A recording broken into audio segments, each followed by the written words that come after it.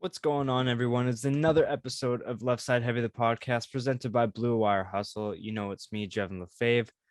Haydn Barton is in person on this episode. We are talking all sorts of topics, and we're doing a little something different. Usually he's just on for football, but he's trying to expand his knowledge in other sports. So we're talking a little hockey this week, some Canucks news, trade rumors.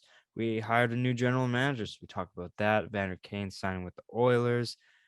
And then we talk NFL. Brady, is he retiring? We talk about the games, the coaching carousel going on, and many more to come. So it's going to be a very, very exciting episode. I really hope you guys enjoy it. Be sure to leave a rating and review on Apple and Spotify. Be sure to follow the socials. Subscribe to the YouTube, Left Side Heavy. Put the bell on so you never miss an upload. Like, comment, interact with me on all platforms. I love replying to any sort of messages or comments that you guys post.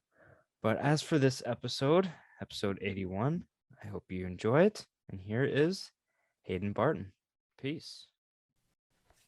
It's episode 81 of Left Side Heavy, the podcast, presented by Blue Wire Hustle. It's your boy, Jevin LaFave and Haydn. This is take two, baby. Take two, yeah. Had to adjust the mic levels after we started recording, which Bad mistake. podcasting. I should have done before we started recording, but we're back in person. Back in person. It's nice. It is very nice. We both, you got handled with the vid. You got handed the vid. Yep. Allegedly. I mean, we can't 99%. Can't get a test around here, so we're kind of just... Fuck, so stupid. Oh, yeah, no. Yeah. Just because I feel bad, but I'm not super sick. Also not a healthcare or a liability to anyone. No. You don't need a test. Just assume you have it and take days off. So, yeah, you got days off, but we're back in person. It's been a while. I think it's the first time since the KBNR that we did. With the girls. Yeah, with the girls. Mm-hmm. And was that before the NHL season started? Oh, my God. I think so. I think it was. So I think the latest in-person one was when the last one was Nelson and Goff, I think, to preview the hockey season. But yeah, we're back in person. It feels a lot better. The sounds, the audio's a lot better. Yeah. Just the vibe's a lot better, you know what I'm saying? Gotta love the in-person vibes. Of course. Of course. But how you been, bro? It's other than COVID. Great weekend of football. Back still hurts. Nothing new. And yeah, now I can say I've had COVID. Yeah. Now we're COVID bros, man. Honestly, so for the first 2 years of COVID actually being around and being relevant, I was like, I don't think I'm gonna try and I'm gonna try and avoid this as much as I can. Of course. And I was kind of impressed with myself. I was like, haven't gotten it yet. A lot of people are kind of dropping like flies, 1,300 cases a day, at least, and I'm just out here chilling. Mm-hmm. And then I was in contact, and then I tested positive, and I was like, oh, well, unfortunately, I couldn't stay away from it forever.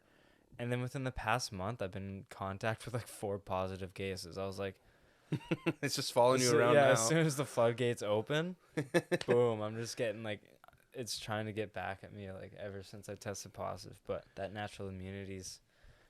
Truthfully, I just can't believe no one else from our little get-together got sick other than Shaden and I.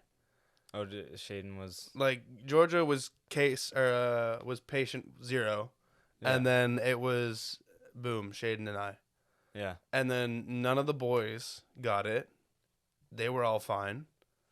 And obviously Duncan didn't get it because he wasn't there. But, the fact that nobody else got it, and it's we were all super close to Georgia.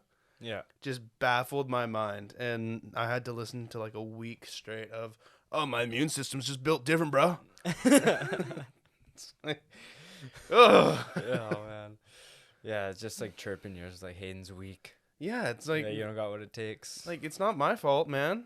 Jesus. No, yeah, because, it was for Georgia's birthday, and Callie got it too. Oh, Callie did get it. Okay. Callie got it.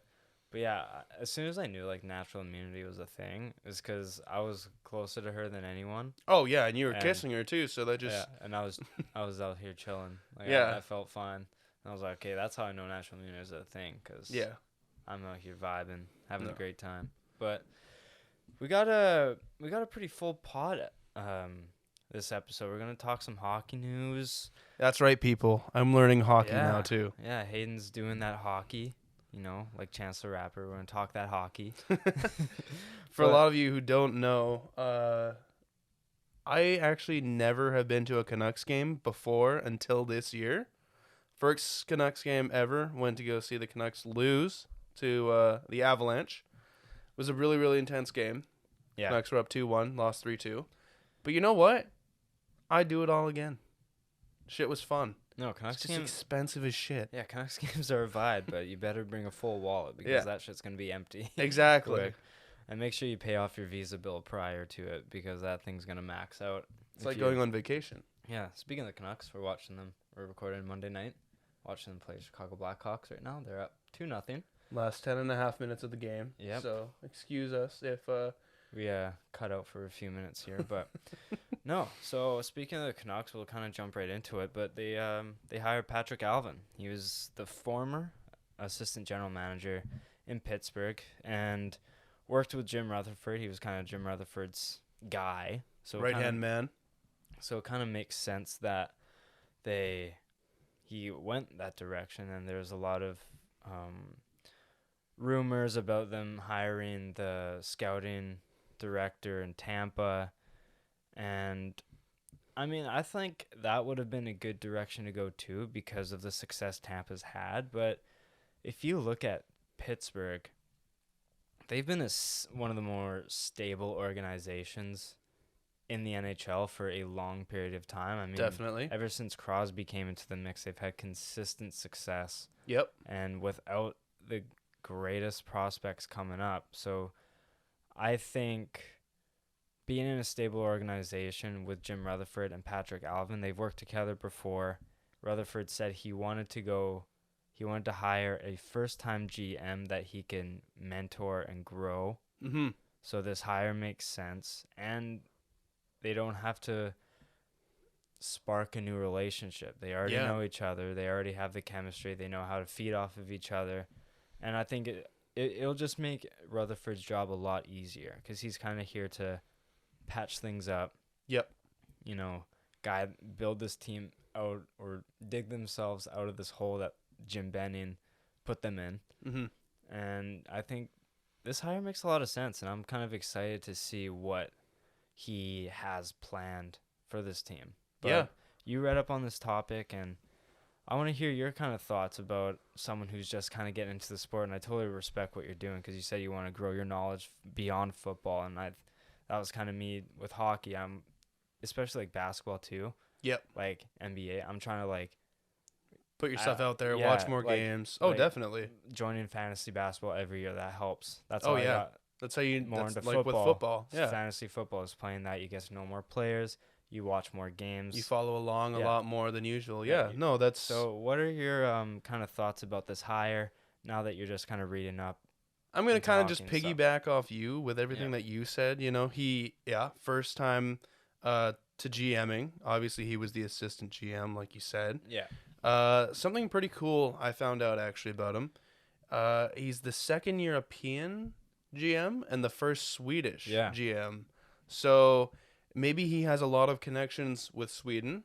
You know, could be a really, really good evaluator as they wrote on him. And, you know, they could potentially look elsewhere more than just the draft because, you know, it's like fantasy football. You don't win at the draft. You know, you win on waiver wires and the later rounds of the fantasy draft, Exactly. too. You're never winning in the first you 4 never rounds. No, even the first 10 rounds, they're Yeah. kind of just like a write-off for fill your position. So, yeah, no, with Patrik Allvin here, I see, you know, him extending ties out to Sweden, and I think that's really, really good for the Canucks in general because, you know, who were from Sweden, Well, right? 'Cause- I know that's like kind of a stretch, but the whole point I think with this is I like the move with him and Rutherford because, like you said, they knew each other. Yeah. So I think because he was the scouting director in Montreal, and he strictly specified, or his role was designated in Finland and Sweden, scouting over there, bringing in players from there. And like you said, they don't necessarily need to scout for the draft. It's what goes on after the draft in terms of unsigned free agents. So he kind of has knowledge over there. And Vancouver's a very diverse community, team, Yes. city, and Sweden loves Vancouver. You know, the Sedins, we got Yep. Hoglander, Edler, OEL really wanted to come here. Mm-hmm. So, and especially with the Sedins in the front office too, I think it'll just help Allvin fit in a bit more, and just the negotiating process and just like kind of fighting hidden gems over in Europe. Over in Europe, yeah. And like, I don't necessarily agree with it. Well, I do agree, but the NHL is going more to skill and speed, which Europe like is perfect at. Like, there are not many enforcers, grinders. Yeah. They're all more like speed, skill, finesse. And Yeah. that's kind of the new age NHL nowadays. Yeah. Even though I kind of still like the rough and tumble hockey, I still love fights, grinders. I still value them high. I still think they have a place in this league. They're definitely But- just not as apparent. Yeah, exactly. They're kind of getting faded out. So having ties to Europe and deep knowledge about that, I think can really help. So seeing, like you mentioned, first Swedish GM, Jim Rutherford's really sticking to his diverse and just like new. It's a new age. Yeah, new age front office. He really wants to mentor people, and like the Emily hire that I talked about with Brett last week, I just think he's really sticking to his guns, sticking to his morals, and I just think I'm just excited for what's to come for this team as like they begin their new chapter with the new front office and an actual president of hockey operations like Rutherford who has deeper knowledge on what it takes to lead a team. So I'm just excited, and I think that Patrik Allvin hire, I think hopefully it pays off well. So I'm excited. But to kind of carry it into the Canucks, teams have been calling about Miller. Oh. The JT Miller trade rumors have been prominent the past few weeks. Yeah. Now, you know JT Miller. You've watched him play. Like, obviously you haven't been to Canucks games, but you still know of some of the bigger players on the team. Oh, yeah. You obviously hear them definitely. in headlines and all that. You see highlights of them, whatever. Canucks are kind of mid of the pack. Start off slow, kind of creeping up to a playoff spot, but they're still like they're digging themselves out of a deep hole. Oh, yeah. No, definitely. How do you value JT Miller for the rest of the seasons for the Canucks? Like, do you think they should kind of not necessarily blow it up, but kind of try and gain assets, or should they push for the playoffs? See, that's a hard question as the Canucks just get scored on right there. Yeah. Great timing. Rebuild, blow it up. Yeah. Yeah, my opinions just changed immediately. Yeah. No, but on a real note, it's I follow the Canucks on Twitter, and I always see like stuff about JT Miller. Yeah. It's crazy just how much you see, you know the Bo Horvat, you know the Elias Pettersson because of the amazing pedigree that Pettersson has had, and then even Brock Besser. Yeah. You hear all about those guys, but JT Miller was someone that I never really heard of until this year, and he has made a huge market for himself about teams that are looking for a deep playoff run. Mm-hmm. And it's hard to say because, you want your team to make playoffs. You want them to get there, get to the show, and anything can happen. Yeah.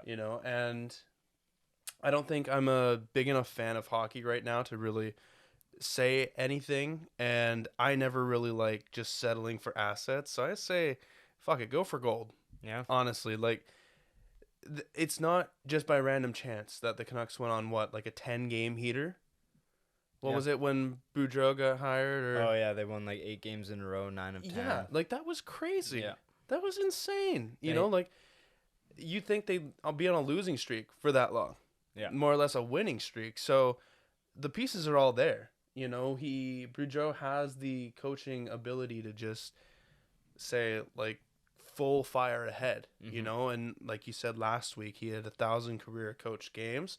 He's coached some of the greats of this time, and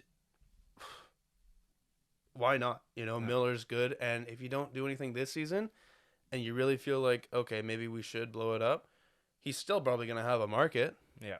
So he won't be just kind of like an OBJ in that sort of terms, you know, for like just adding on to the season and then testing out free agency. Yeah. It's going to be sort of that deal, in my opinion. That's how I kind of see it. Because you make good points that just like go for it, because Boudreaux has brought a new energy to this team, and it's pretty black and white. Like, it's pretty obvious. A lot of, like, we're the talk of the town around the league. Like, for teams who are struggling, like Montreal and other markets, they say, and Edmonton, they're like, you're struggling. Look at Vancouver. They got a new coach. They got a new front office, and they're like kind of back in the mix. So I totally understand that. And trading JT Miller, I don't necessarily think we have another bubble run in us. Mm-hmm. I can understand why, but I just don't think we have the deep scoring like big playoff teams do. Mm-hmm. And right now we had one of the best prospect pools, but as of the past few years, those prospects have emerged into the NHL, so we're now like a bottom 10, bottom 8 prospect pool in the NHL. We don't really have anything. We have limited assets. We haven't had a first round pick in the past 2 years. And when you see a guy like JT Miller, he is peaking right now. Ever since he's come to Vancouver, he's been a point per game, just under, when he hasn't nearly clipped that in any of his tenures in Tampa and New York. So, in my opinion, I think you trade him before next year. Okay. I can understand if you maybe say we're in a playoff hunt at the deadline. Say we're like actually competitive with teams like Florida, Tampa, Pittsburgh, like Toronto, like the big teams that are in like Vegas, all that, like, because those are the teams that if you want to win, you have to beat them. Yeah. Or at least like, because if you're competitive but still losing, like, you need to be a threat to them. Yeah, no, right? definitely. So if we're at that stage, I understand keeping him, because I don't want to just trade him away just to trade him away. It has to be for the right pieces, which I think is at least one first-round pick, a right-shot defenseman who's no older than 23. Like, he has to be a prospect. Yeah. And then maybe some other picks and prospects. Like, we need assets. It just depends who's going to be that. So, who's going to stoop, not necessarily that low, but who's going to stoop to that level to really say to themselves, are we making a playoff run? Yeah. Should we do this year? And the way, like you said, Miller's peaking. And the way you do it right now, I think he's totally worth that asking price. Yeah, I do too. And we got him for a first-round pick and another round pick and like another like farm player. So he's definitely like 2.5 like times his value since he's gotten here. Oh yeah. And I really think that you kind of need to jump on that for a team who I don't really think is going to be competing this year. So I think we should trade him, in my opinion, but only for the right package. Yeah. If the package isn't right, and I honestly think Rutherford knows that.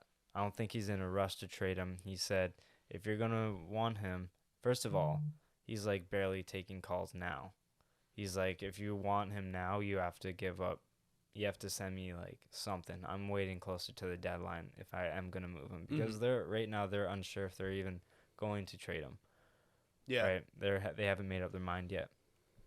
But another player that's kind of whose name's been crept in is Conor Garland.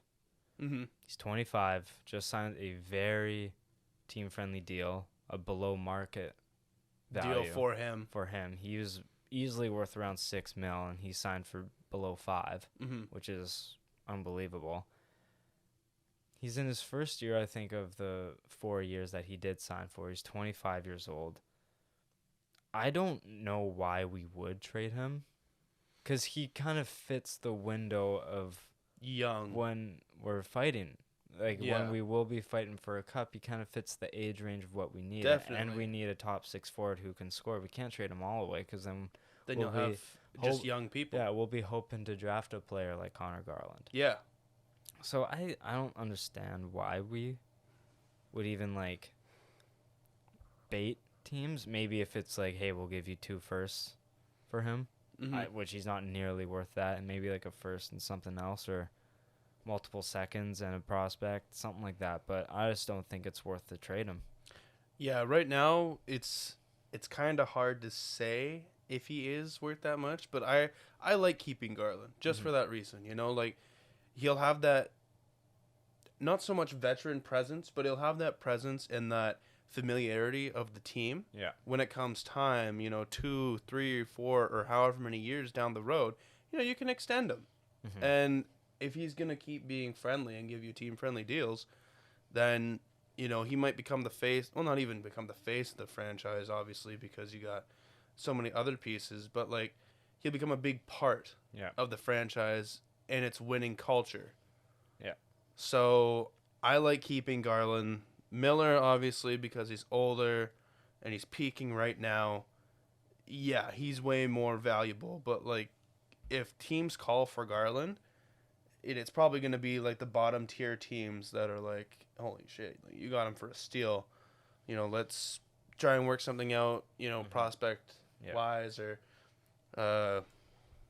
first-round pick, or even another younger guy. So, yeah, that one just kind of doesn't make sense. It's like in fantasy football, if I'm correlating everything to it, it's like trading a receiver for a receiver. Yeah. Like, same production-wise. It's like, does it really matter? Yeah. Yeah, probably not. Do you mind turning your D&D off? D&D on or something like that? Yes, sir. If you don't mind. Just the wires. You heard them? Yeah. Yeah. Shut up. Yeah, so keep Garland. We're probably going to be trading Miller. Probably, like, I think it's the writing's almost on the wall. But anyways, we're going to talk about one thing that came up. MGK is going to be performing at the All-Star Game. He's going to be the All-Star Game entertainment. MGK, the Eminem's son, the man who switched genres after their battle. But what are your thoughts on MGK and performing at the All-Star Game? Congrats for him.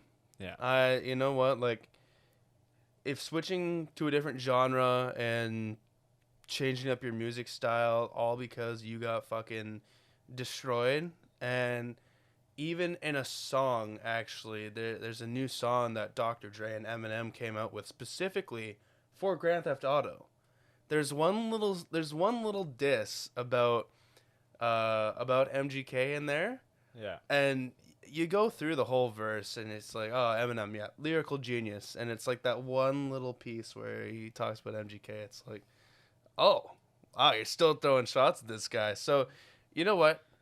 For as much shit and as much hate as MGK can get from an Eminem stan like me, so to say, I still fuck with a lot of his music. I think MGK is, it's obviously proven, so this isn't like a hot take, but he's very versatile, which is what I really respect about him. Oh, yeah. He can do, like, anything you need to, and the whole vibe he's given off, like, even, like, his hairdo, like, the way he does his hair now, and just, like, I mean, he got Megan Fox, first of all. Yeah, no, like... That's a W on its own, but just the fact that he's created a new demographic of fans, and, like, he's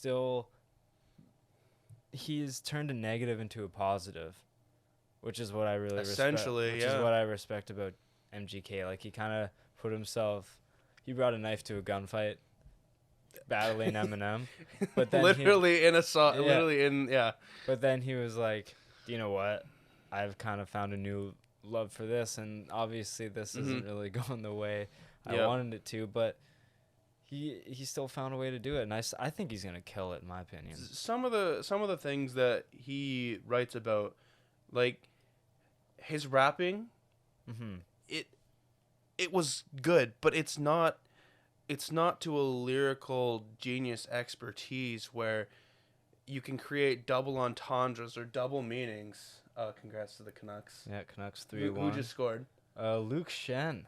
Oh, did The anyone bet the over on Luke Shen goals? The sniper himself. But yeah, no, like. Speaking of All-Star game, get him in the All-Star game, boys. Oh yeah, okay. Yeah, Yeah, actually, that was a pretty fucking nice shot. yeah, that was nice, right in the heart.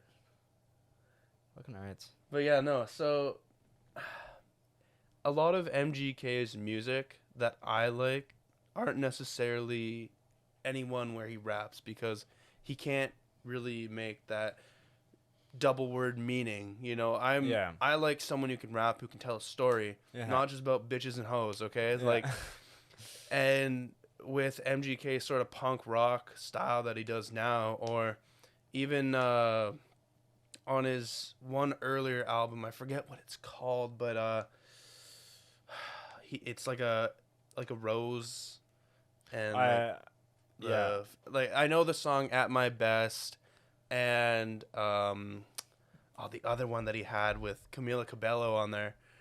Yeah, Like, I'm gonna bring up some of his songs on Apple. he writes touching stuff, Mm-hmm. and he's just rock with it. For an All-Star game, though, I don't know what he's going to necessarily sing, you know, because, like, doing something that big, you want to pump up the crowd. You know, you want to cheer them on. You don't want to make them, like, get in their feelings. Yeah. You know, so I'm curious to see what songs he will perform. Yeah, do you think he'll bring back some of his If he old does, songs? it's totally just gonna remind me of like that Ja Rule one where he was at the All-Star game, or not even the All-Star game, at a Boston Celtics halftime show, and he's like, "Let me hear you, Boston," and no one says anything. All right. So it just depends. Like, Yeah. he has to really be precise on what he can play because, you know, he does have a fan base, but is that fan base really hockey like related? Like the thing about that is I think a lot of his music, because it's a kids thing, the All-Star game, it Yeah. isn't necessarily hockey, it's more it's Pure entertainment. Yeah, it's pure entertainment, and it's Yeah. for the kids. They do fun stuff. They don't try necessarily, they try and put on a show, Yeah. and it's a very like kids event. How is MGK gonna orient to them? And, Yeah. but I still think he'll find a way. I think he'll make it fun, and I just think he can bring a lot of energy, which is what they're looking for. And I think when they hear MGK, it'll be like, all right, I'm kind of intrigued on how he's gonna do. What's he gonna bring? Because we know he's punk rock. We know he has a history in rap and like the Eminem and stuff. And it's gonna be like, how is he gonna do on a stage like this? Mm-hmm. So I don't mind I like him as entertainment, and I'm interested to see how he does. If he plays Rap Devil, it's gonna flop. I'll tell you that right now. Like, I'm sorry, I've said this so many times. People are like, "Oh, you know, Eminem didn't win that battle because he took so long." Well, it's like MGK literally made a chorus for a diss track. Okay, go on and see like any straight up diss track that, you know, Eminem's made, and it's more than just a song. Well, you know, and like, well, Eminem came out. You probably heard the interview. It's yeah. He said he's like, the reason why I didn't clap back so fast is because I didn't want to blow him up. I didn't want to get it. You didn't want to give him all the attention. Yeah, he didn't. I didn't want to give him the attention that he thinks he deserves. So I was like, I'm not gonna. There was also a thing I actually just saw today on when he released Killshot. There were so many double meanings to everything that he like wrote and put out on that song time. I'll send you the list, and like, just it's crazy when he dropped it, how precise he was Mm-hmm. with everything. It's truly crazy, actually, this guy. But no, MGK, I'm intrigued. I'm I think intrigued. the All-Star game, they're bringing back the styrofoam targets and the target shooting. They're not doing the stupid technology laser Nice. thing. I was like, yo, this is so corny. Like the styrofoam Yep. targets I'm thinking of where it blows up. That blows up. That's what people like to see. They love to see the targets that blow up. They don't like Yeah. the board with the computerized screen. And No. it's just like, what are we doing here? Yeah, come But on. everyone loved the styrofoam targets, so those are coming back. It's funny, Trevor Zegras, first of all, he did the Michigan. I don't know if you've seen that, but unreal goal. It's almost like the through the legs goal where you're going down on a breakaway and you put it through your legs. Okay, yeah. Shelf. You know how like that's been done so much. It's So much now, it's almost like, normal. It's almost like whatever. That's turned into the Michigan because it's been done like 3-4 times now in the past couple of years. So it's like, is that like the new through the legs, the new American League? Is it just going to be another like, okay, whatever? But yeah, they're bringing on like special guests for the shootout, breakaway challenge, and That's so cool. Zegras is one of them. Even like he wasn't voted into the All-Star game, so they're bringing him on as like a special guest for the breakaway challenge. That's pretty cool. So that's kind of cool. But no, I'm excited in Vegas, and yeah, it's gonna be interesting. And they're doing like this like thing at the Bellagio or whatever. And I saw some comments, and this will segue. This is why I'm bringing it up. It'll segue into our next one. People are like, Evander Kane would be drooling at this right now because Evander Kane, who's had trouble with his gambling, in Vegas, filed bankruptcy and everything. But I got a pretty good chuckle out of that. But speaking of Evander Kane, like I said, he officially signs with the Oilers. It happened a few days ago. It actually happened, I think, on Thursday or Friday. And it was, of course, right after I drop an episode. And I'm like, okay, yeah, of course it happens. But yeah, Evander Kane officially signs with the Oilers. The base salary is $750K, but with incentives and everything, it goes up to $2 million. So it's about a $2 million cap hit. I think this is a great signing for Edmonton because it's just for the rest of the season. You don't have to commit long term to him. You can see how he is in the locker room. You can see how he is. And this is almost like another tryout for Evander Kane. And Edmonton needs scoring. They've started off as the hottest team in the league, and then now they're not even in a playoff spot, which is absurd. And so they need all the help they can get. He scores in his debut, which I kind of had a feeling because that's usually how it goes. That's usually how it goes. Yeah. That's usually how it goes. Like OBJ, didn't he get a touchdown in his debut with the Rams or something?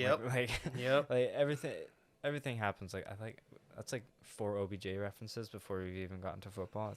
That's crazy. But usually whenever there's a signing or someone returns to their old team, that kind of thing, you can almost like put down as much money as you can on them to score. Yeah, it's almost guaranteed that someone is going to someone's going to score when that just gets brought up. It's like a quarterback who's starting his first game, and I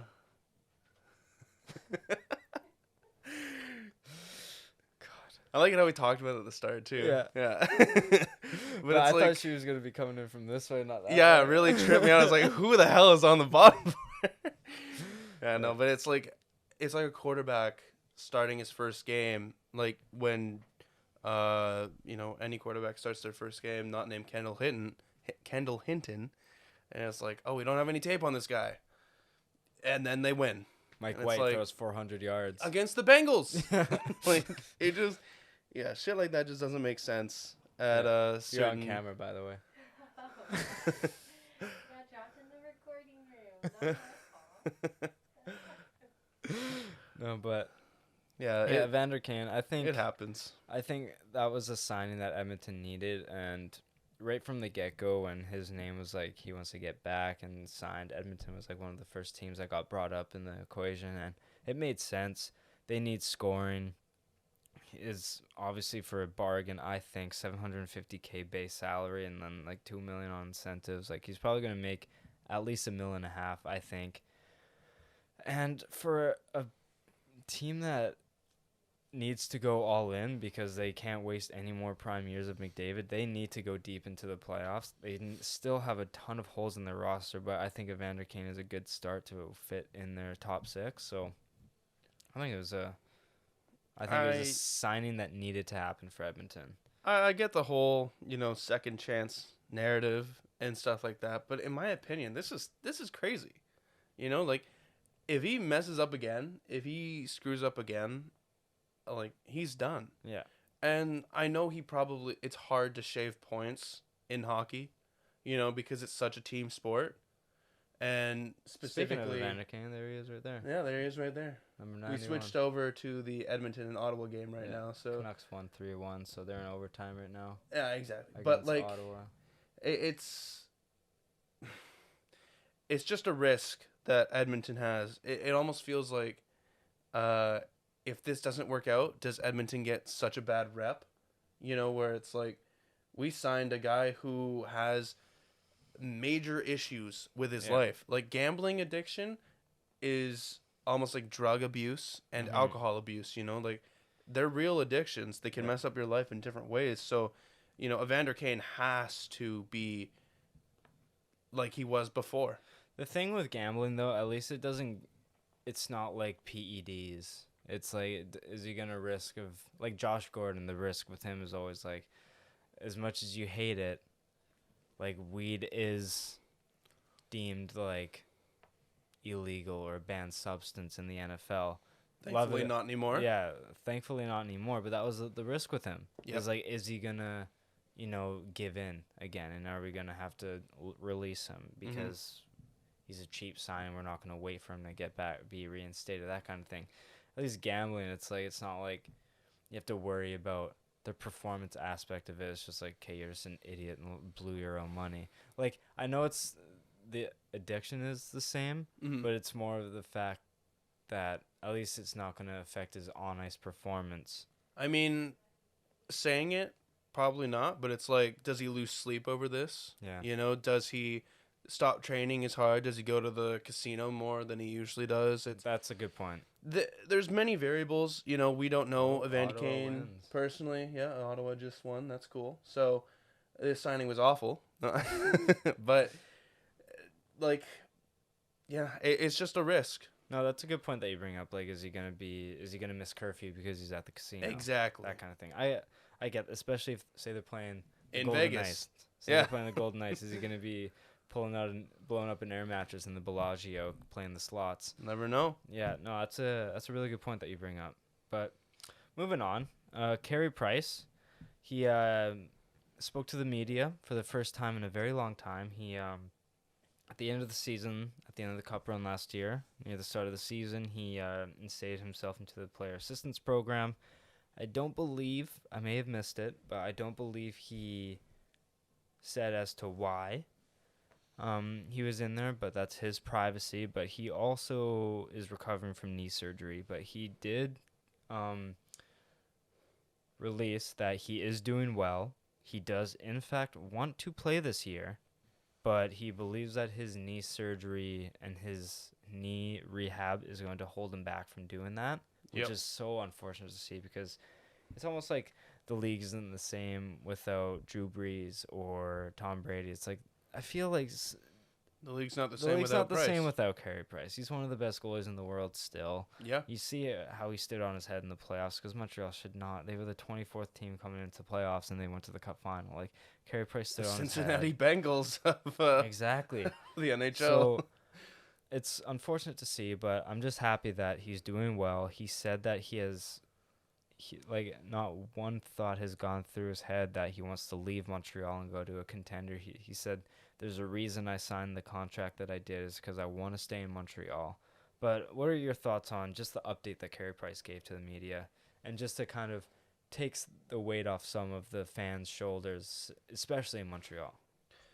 Well, with how bad it seems like Montreal's been this year. They've been terrible. It's not their year. It's a bonfire. It's like, absolutely dumpster fire, I should say. Yeah, no, it's awful. So Price, he should generally, I think, take as much time. Like, I hate how many football references I can make, but this reminds me of Michael Thomas right now. Yeah, no. Yeah, like it's when he tweeted, he was yeah. Well, not even like tweeted. It's like everyone was expecting you back, but then setbacks happen, you Mhm. know, and especially knee surgery as a goalie going down. You know, you're usually in butterfly position. You Yeah. know, so who knows how bad that's going to be on his knees. I think he should take this year off, get fully healthy, because a healthy Carey Price and like just like a healthy Michael Thomas, 1 year of not playing. I mean, you can look and see some tapes about people recovering from injuries. It, especially with modern day science and technology with doctors and stuff like that, it helps out. Yep. A restructured knee these days Isn't a career isn't ender anymore. No, it isn't. Some people come back stronger because of the rehab process. Yeah. They focus just on that and need to get it stronger. And sometimes Exactly. it's stronger than before. And if Carey Price is really dedicated, as he says he is, he will do what's best for the team. Mm-hmm. And something that's really hard to get past as a fan is realizing that injuries happen. Yep. And whatever the expected process is, like looking back on it now, I wish Michael Thomas did not play that playoff run and just sat out the whole year so he could have come back the next year. Mm-hmm. Because if Price comes back this year and he injures it again, he's out for this year and potentially next year. Yeah. So it's awesome to hear that he's doing better, but he should rest. Yeah, I agree. Moving on, Lundqvist officially gets his number retired in New York, one of the greats. Signed in Washington for a year, but unfortunately, with a heart condition, he couldn't play, and he's basically retired, if not already. I can't remember the report, but good to see his number retired in New York. Oh, yeah. One of the greats of this generation. Yeah, King Lundqvist. Of course, the king. But moving on, because we still have a lot of NFL to talk about, and we're about 40 minutes in. So, the big one. Tom Brady retires, then unretires. Dude, Yo, I've never thought someone could play with my emotions more than Adam Schefter, man. Yeah, you would think that Mr. All Reliable Shefty Yeah. would be 100% on this, but he reports that someone in Tom Brady's inner circle says that he's retiring. He's planning to retire. And then Rappaport reports it. It's just so weird to say Rappaport reports. Just doesn't. Yeah, I know. It doesn't flow off the tongue well. No, Rappaport also reports that the same thing Schefter does. So then the sports world goes crazy. Because they're like the two most reliable sources said that he's most likely retiring. Mm-hmm. So then ESPN tweets about it. NFL makes six posts Makes in like 10 multiple minutes. posts. In like 10 minutes. They already have career highlights out, and I'm like, I guess he's retired. And then so all these reports come out that he's retired. Everyone's emotions are going crazy. What was your favorite memory about Tom Brady? All of that.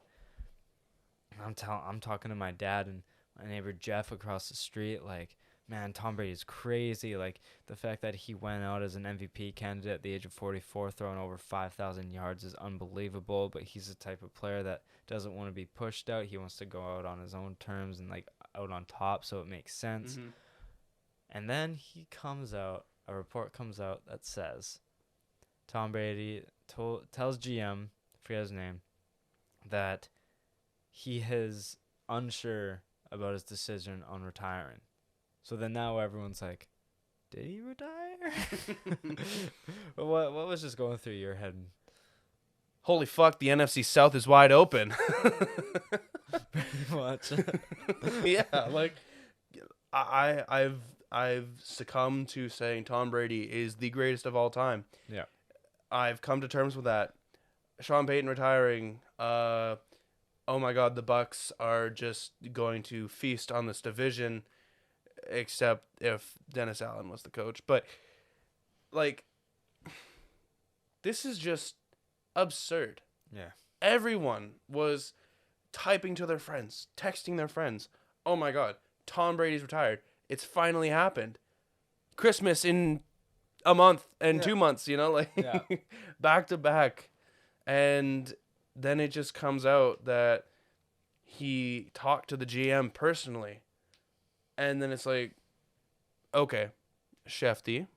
What are you doing, bud? Yeah, and honestly, I knew something was up with this when it was just Schefter and the other guy. It wasn't Schefter and Rappaport. Because I was like, just refreshing. And Rappaport didn't retweet it or didn't say anything about it until 2 minutes after, which kind of makes me think that he also didn't know. And I feel like if Tom Brady's inner circle really knew, it would be more than just ESPN. You know, it would be NFL Network, ESPN, NBC, Fox, everywhere. But now it's just like, I think he's coming back. How does he not come back? This is what I'm thinking, is that I heard this thing that if he's still on the roster till February 4th, he gets $15 million from the Bucks. Mm-hmm. Do you think, and Tom Brady, I feel, as he should, he wants to announce his retirement. He doesn't want an inner circle to leak that he's retiring. Yeah. So I think that he either waits until like February 5th or 6th. Does he play the Pro Bowl? Or, no, I don't think so. No? No, or maybe after the Super Bowl to announce it. I think, because I don't think he's going to pull a Rodgers kind of thing like he did. Yeah, Like fair enough. Like at the draft. Where Yes. He pulled that card and kind of everyone was like, he took the attention away from all the prospects getting drafted and made it about him, that kind of thing. I don't think Brady's going to do that. I think he's going to wait till after the Super Bowl to make a decision on retiring. But I think he waits. Yeah, I think he waits till after, or he plays just to spite the reports that he.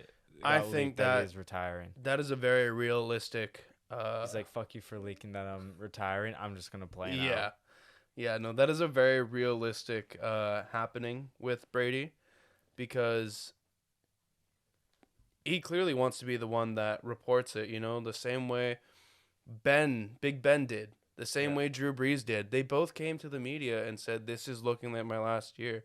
And Tom Brady, he only went on a podcast and said, like, I got to do what's best for my family. Yeah. Yeah, okay, he's never talked about family before. But you wait until that motherfucker says he's retiring. Yeah. Because I shouldn't have believed it.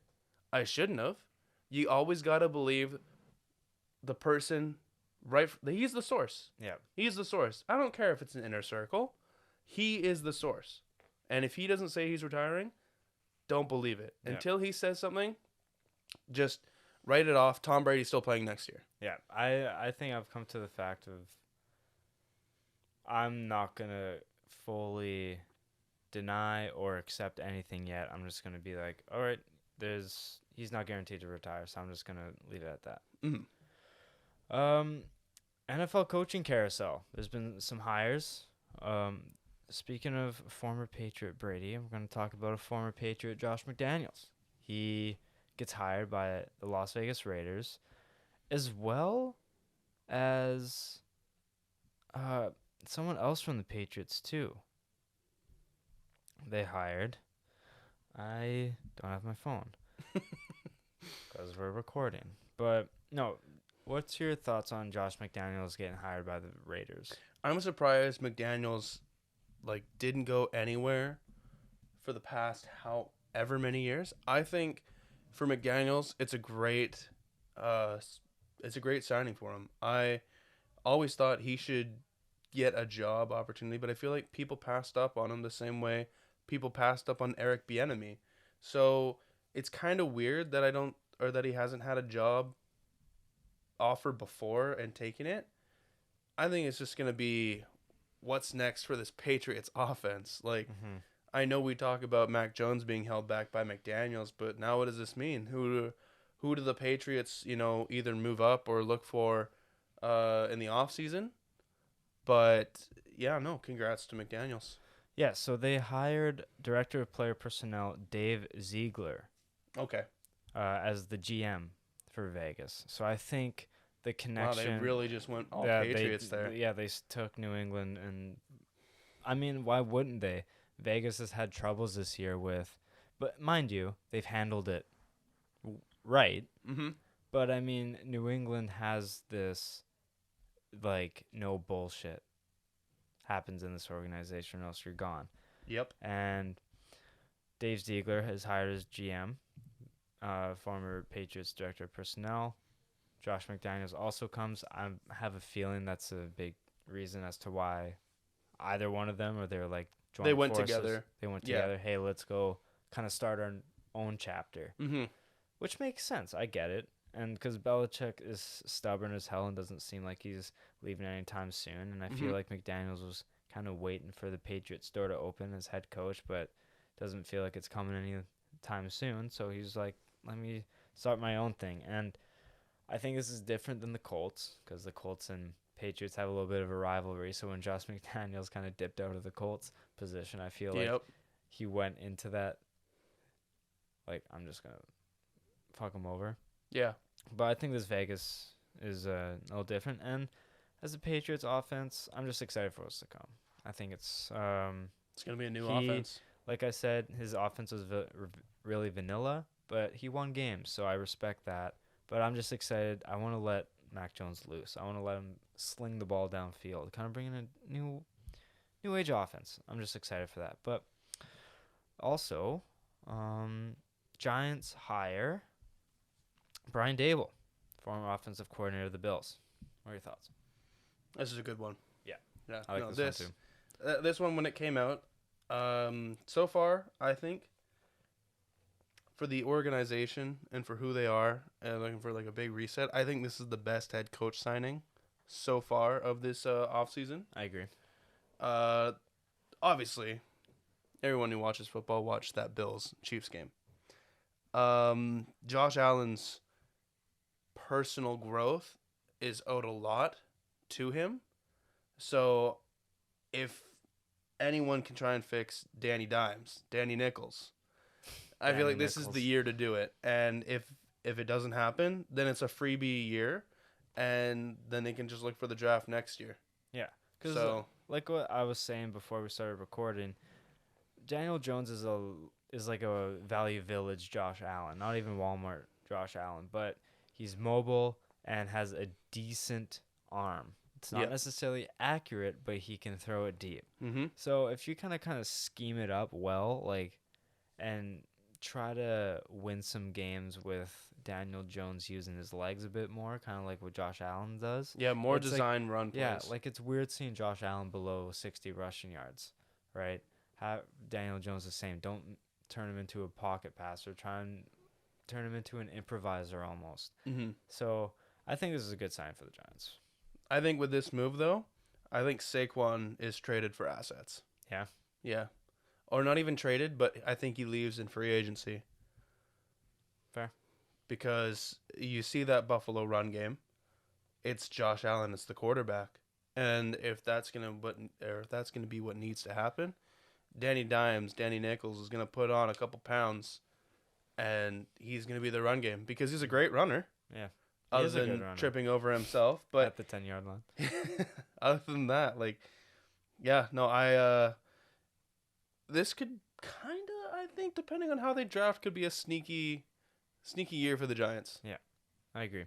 Matt Eberflus to the Bears. I don't know much about this guy. So this one's a head scratcher. I mean, all head scratchers. It's the Bears. What do you expect? Like, how do you bring in Brian Flores for a second interview, which usually means finalist, and maybe it's like Flores didn't want to work with Fields? Okay, I get that, but I don't know. There's a lot of different head coaches that could have been hired at this position. This one just kind of is a head scratcher for me. Anything right now looks better than Nagy, but honestly, Nagy did win Coach of the Year. 2018. So clearly this team was just carried by Mitch Trubisky, and we're just overthinking this. Let's go. Yeah, I don't know about this one. All right. This one's kind of a head scratcher, in my opinion. We'll see. And former offensive coordinator of the Packers, Nathaniel Hackett, to the Broncos. This just furthers Aaron Rodgers and Devontae Adams potentially heading to the AFC West. So man, that division is going to be fucking insane. Vegas is screwed with McDaniels' vanilla offense and going against these powerhouses because the consensus was, and I totally agree with it, Denver's a good quarterback away from like being a serious contender because they got the Yep. receiving core, and they got the defense, Mm-hmm. and they got it better than 32 ranked special teams. I'm sure of that. So, Yeah, Brandon McManus. so A lot better than Mason Crosby, in my opinion. not even that, just giving up like out Special teams like yardage. average 30 yards per punt return. Like that's just shouldn't be happening. But no, I think just getting a new spark, kind of an offensive mind to the team, I think can help boost Mm-hmm. the offense a bit. This potential signing, if Aaron Rodgers does come over, it's gonna really remind me of Peyton Manning Yeah. ending his final years as a Cowboy. Yeah. Well, not like that, but like Yeah. yeah, I a know. literal cowboy. I know. Just yeah, 100%. No, yeah, Peyton was like one of the worst quarterbacks in the league. Omaha. But all right, recap of this weekend. Bengals went into Arrowhead as a 7.5 point underdog to the Chiefs. Chiefs go up 21-3. And then they're leading 21-10 going into half. And I think this is where the turning point was. Right at the end of the half. Right at the end of the half, they don't get any points. Nope. That No was points. a huge Huge momentum shift. Yeah. Oh because, like, they didn't even put 3 on the board. They Mhm. went for it with 5 seconds left, and Patrik Mahomes makes a bonehead move by throwing it behind the line. Tyreek gets swarmed. As good as he is, it's tough to go 1v4 against anyone in an enclosed area. He can outrun anyone, but when you only got 15 yards to work with, you can't really do much. Mm-hmm. They collapse on him. Time goes out. They don't get any points on the board.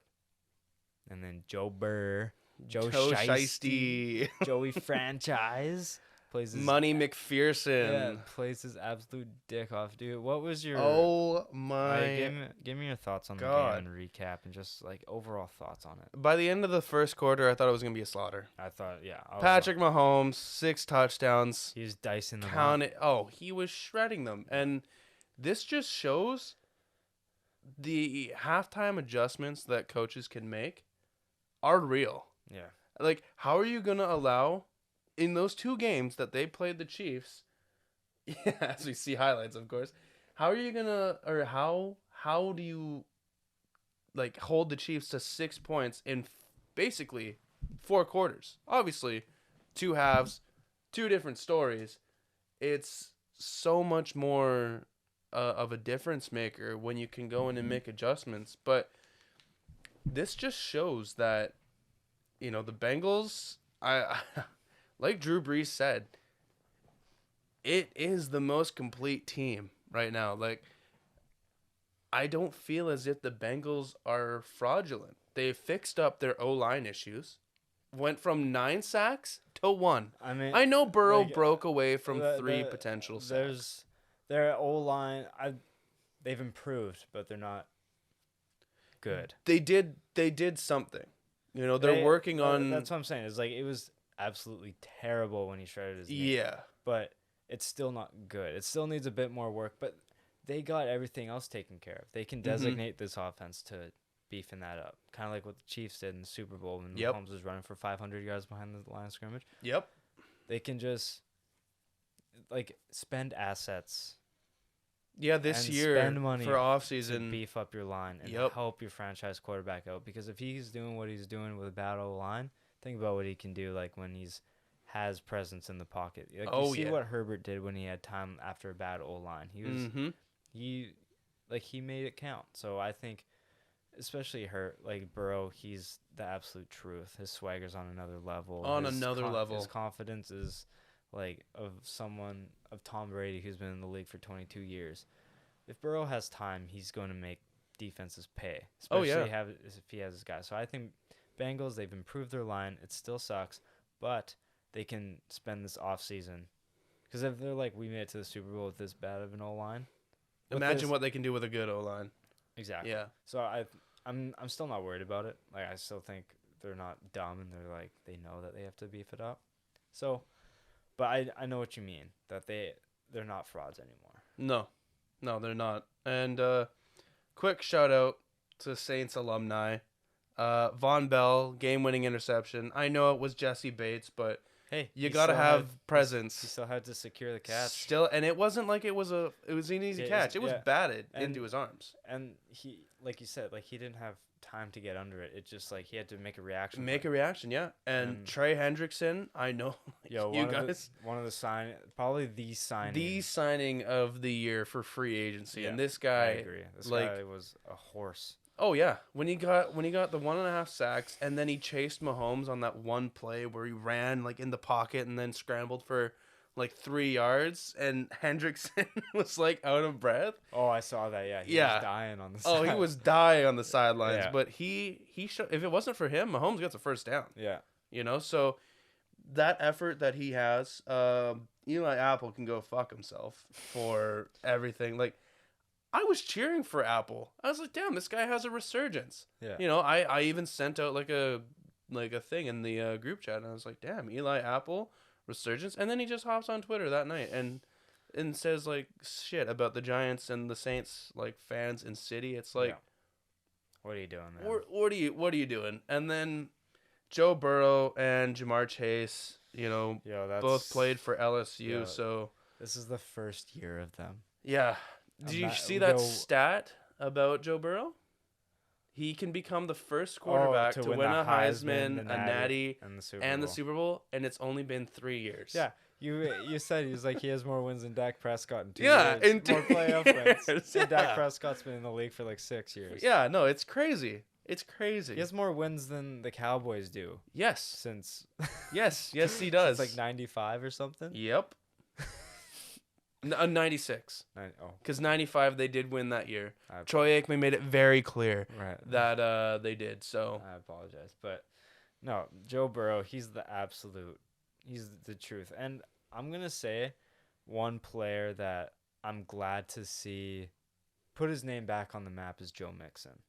100%. He's been a player who's had high expectations, who hasn't performed every year. every single year, but now he finally showed he's a dog, and Mm-hmm. he's like the next Randall Cobb to me. He's the oldest, youngest guy I've ever met. Yeah, right? It seems like he's been in the league for like 10 years, but he's like, what, 25? Yeah, he's like third or 26. fourth year right now. Yeah, it's like I feel like he's been in the league for 7 years, like much Yep. longer.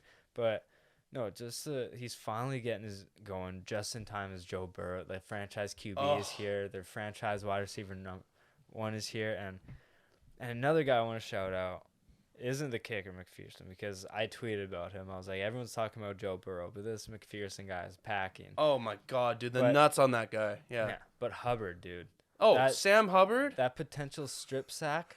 Dude, I Yo, was standing up. Yo, he strips that and they recover. That's game. That's game. Yeah, Sam Hubbard calls yeah, game. Because he wasn't even rushing. He was playing QB spy. Yeah. And Joe Buck, or it was one of Joe Buck or Aikman. No. It was was Romo that- or Nance. Wrong game, sorry. But Romo and Nance, Mahomes was chilling in the pocket, right? And Mhm. Romo was like, "Oh, this isn't good. You're giving him too much Too much time." Too And then- much time. And then out of literally he Out of wasn't the e- screen. Yeah, he wasn't even in the screen. Yeah. All you see is Hubbard just charge at him, and Charge. Mahomes was like, "Shit." Yeah. Like He how scrambles, runs back like 20 yards. and how are then you gonna put strips- Hubbard, a Oh. defensive end, Crazy. as a spy? Yeah. And then the balls on Hubbard to fucking blitz. Yeah. Like That's a risky play because It of- is. with how Mahomes was scrambling that game. It seems He like you could have couldn't get scrambled. him. Yeah. It seems like you couldn't get him. So that was like, if he made the decision to do that, it's almost like, I'm not letting you go. no, You're yeah. mine. He knew. He You're knew. mine. I'm making it. I'm committing. I'm not letting you go. Yeah. And just, man, on third down, you can't take that kind of sack because that field goal got Yep. 20 yards more difficult. And It's like it turned into a 28 yarder to a 44 yarder. yeah. It was like, holy shit, like Butker could miss. That's You what know? I'm saying. Is like, this isn't a chip shot field goal. Like this Mhm. is like they were in a position to be shorter than an extra point. but then now they were like legit like fucking what kicker was short? Yeah, Matt Gay, a 47-yard field goal, and you're he was short. He was short. It's like, so obviously Bucker is one of the best kickers in the game, and he wouldn't miss a 47-yard field goal or 44-yard. He wouldn't be short. He wouldn't be short, but those aren't easy. No, obviously, especially with a high pressure situation. Yeah. I mean, Bucker, right in the heart, puts it in. No doubt about it. But, like, I bring this up again because people are talking about Burrow. Deservingly so. This guy his confidence is unbelievable, and that really helps the team. But that defense holding Mahomes to 50 passing yards and 3 points in the second half. Yeah, until like 8 minutes to go in the fourth quarter. That is nearly impossible. And in Arrowhead, that's remarkable. No, it is. That is remarkable. They didn't get their 3 points until the final kick of the fourth. Yep. To tie the game. Yeah. Like their defense was clamps. They were unbelievable. Oh, they were locked. And that's what really won them the game. Mm-hmm. Obviously, because they capitalized on the turnovers that were caused. Or the turnover that Mahomes threw, because he threw 2 picks, if I'm not mistaken. Yeah, but one of them obviously being at the end of the game. Like in overtime? Yeah, in overtime. No, I'm talking about the one in regulation. No, the one, Like, they got the turnover, but they still had to capitalize on it. Oh, yeah. And if they don't capitalize on it, then it's like... Yeah, and then even Joe Burrow threw that pick right along the sideline, you know? Almost like right after. Yeah, so I guess they didn't. But, like, the offense still had to do... Both sides of the ball did their job. And I think that's a big important thing is, like, the defense was coming up big, but the offense wasn't doing anything. Mm-hmm. It wasn't that situation. They overcame 18 points. Yep. And that's... Mahomes is 37. He was undefeated, 37 and 0. 37 and 0. Now he's 37-1. And Joe Shiesty beats the man. Yeah. And he's one of 2 quarterbacks to beat Mahomes in the playoffs. Yep. Thomas Edward in pretty Brady. Good company. Yeah, Thomas Edward Brady and the guy who's, man, what his quote his rookie year, did you hear that? He got hit late. He got up and he's like, when I'm the GOAT, I'm going to be getting those calls. Man, that's his rookie year too. Yeah. And now he's going to the Super Bowl after, gosh, his story is unbelievable. Born like 3 hours away from Cincinnati, commits to Ohio State, backup for 3 years, transfers to LSU, leads him to the Fiesta Bowl. Year after, gets taunted by the guy from Auburn. Oh yeah, from Auburn. Yeah, next year wins the Heisman, leads LSU to the Natty, throws 60 touchdowns in the SEC. Like one of the arguably the greatest college season of all time. Yeah. Gets drafted first overall, shreds his knee. Like he 4 games into the season, shreds his knee. He's only won 2 games as a starter before this year. And then now he's leading his team to the Super Bowl with his boy from LSU, Jamar Chase. Mm-hmm. Unbelievable. It's a great story. You can't make this stuff up. No. But we go to overtime. KC wins the flip. Josh Allen tweeting. Pain. Yo, when I literally said to Shaden, I was like, watch, Allen's going to call heads. Heads. Tails. Oh, and I immediately went to Twitter, and I saw Schefter retweeted Josh Allen's pain, and I was like, yo, but then you know what? And you see Joe Burrow's reaction? Yeah, he's like fuck. Yeah. I mean, like, it wasn't, this game was really different than the Buffalo game because KC wasn't just firing back and forth. They weren't on a roll. They didn't have momentum. Mm-hmm. They had nothing. Yeah, since he had all the momentum. And that was the difference. Their defense won them that game. Yeah. And obviously Von Bell getting that pick. And then Joe Mixon and the offensive line running. Yeah. Like 8 yards a carry. Yeah, they ran themselves into field goal territory. Yeah. And obviously was there even two or three passes? Yeah, and that got him upfield a bit. But Mixon and the O-line did their job. They got into field goal range, and they're like, okay. And then, but then they got down to the 10. Yep. And I like that. I like that. But because they were playing with house money, they were like, we just need to get 30 yards because if we kick a field, we don't need a touchdown. but Eli Apple on the first possession almost got a pick to the house. Yeah, through and his dropped arms. it. Oh. And then the play after, they pick him off. And Yep. man, what a story by Cincy. I think everyone here is a Bengals fan except maybe Kansas me. City. Maybe me because I have money invested in the Rams. But that's I'm not too hung up on that because the Cincy story is hard not to root for. Totally agree. But should we go to the next game? Yeah, we should probably hurry up too, right? Because we're almost getting past the hour and a half. Oh, we're at an hour and 10 right now. Oh, okay. Yeah. We're So, chilling. LA Rams, they were 3.5-point favorites against San Fran. You could say it was a home game for the Rams, but there was like No, you can't. 60% of them were It was 49ers 60. fans. It was 60-70% 49ers. Yeah, but man, what were your thoughts on this game? Because this was a bit more of a this one wasn't necessarily exciting, but it wasn't boring. This shouldn't have been as close as it was. Yeah. You know, Stafford, first drive, pick. Or no, second drive, pick. Which was like, when he threw that, I was like, Stafford. That was, yeah, you're guaranteed for a bad Stafford interception a game, but that wasn't even the worst one that could have happened. And then you get that missed catch by number 18. Mm-hmm. I forget his name because it's such a weird name, but No, in the end zone, right? Yep, Over the yep, shoulder and that one. would have been a touchdown, but then I've it was a field goal. I never heard of that guy before that. He's come up multiple times, not like anything big, but yeah, no. So the Rams And Cup had that rare drop.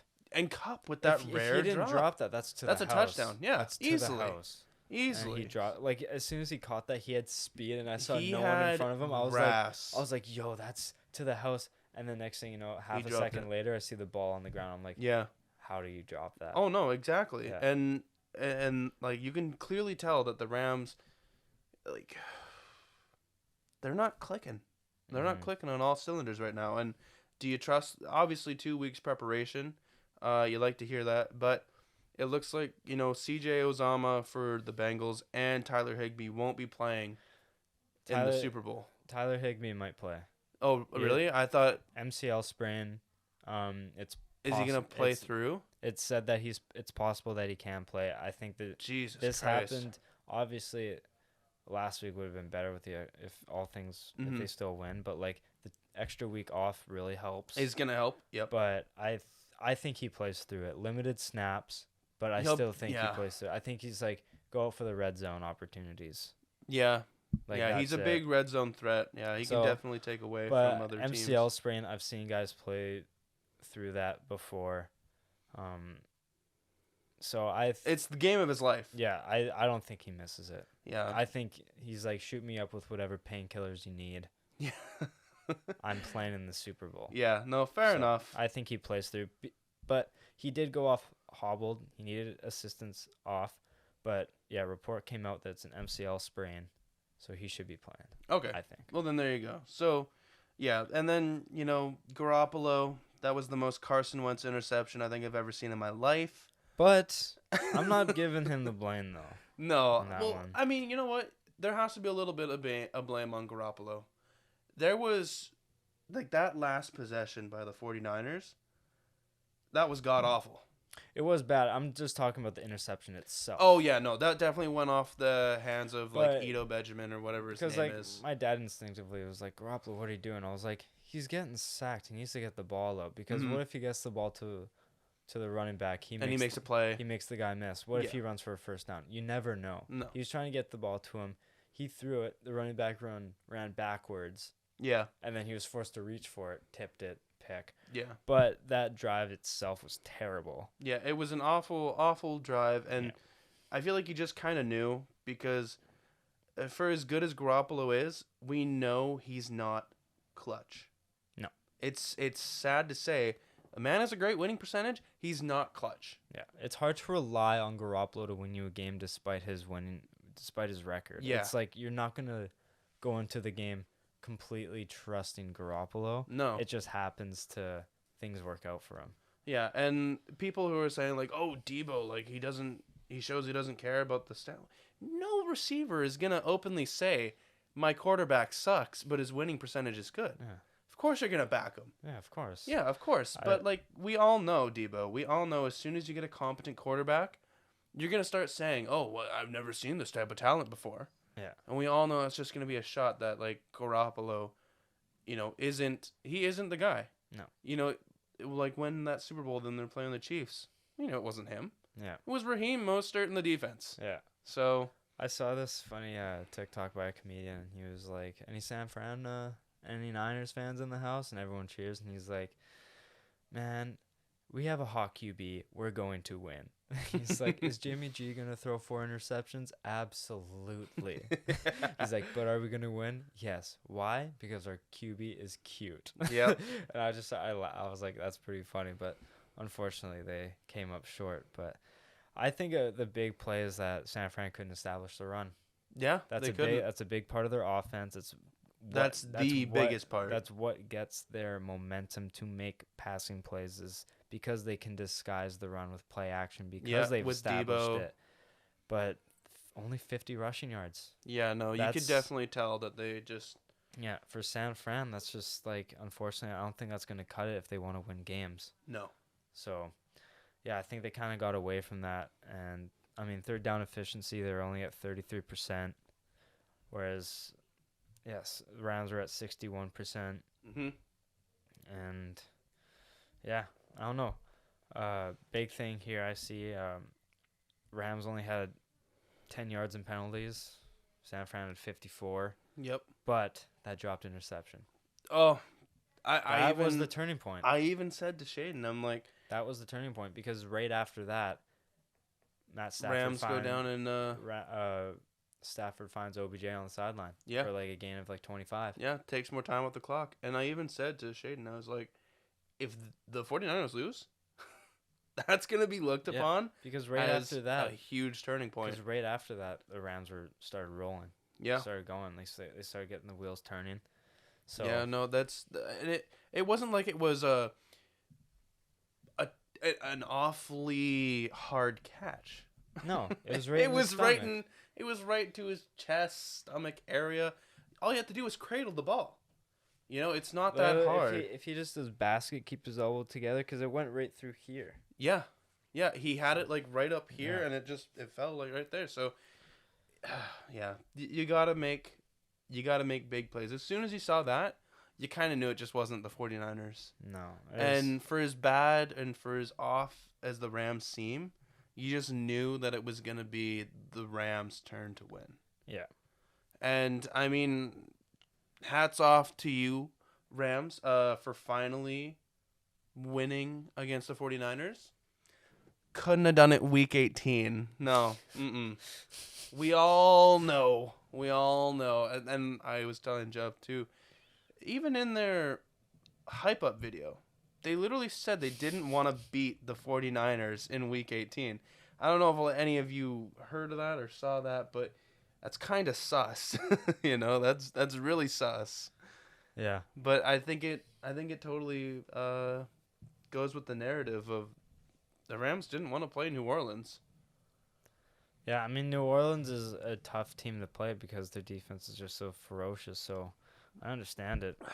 Yeah, and like since Arizona was kind of flopping, we've already been through this, so yeah, there's But- always next year. Always next year, but we're not going to talk about the Super Bowl in this episode. We're going to preview it next week. But one thing I do want to quickly talk about, Canadian men's soccer team. So they are 1 win away with some help to clinch the World Cup, which is something like they're not even hosting this year, and they could potentially be in the World Cup in Qatar, which is absolutely unbelievable. But I have a super funny story, Haydn, to tell you. Okay. So I don't know if you saw my Twitter past few days, but I tweeted this on Sunday. So the Canada played U.S. on Sunday, Mm-hmm. and my parents are watching it, and they're like, it's 1-1, right? And the game's over. They're like, we'll take a tie. Like, we'll take that 100%. Like, against the U.S., like, we're still undefeated, all that.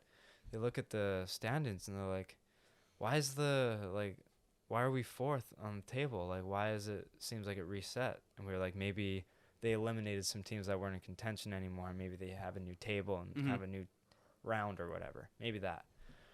And then as I'm watching the Bengals Chiefs game, I'm getting soccer updates.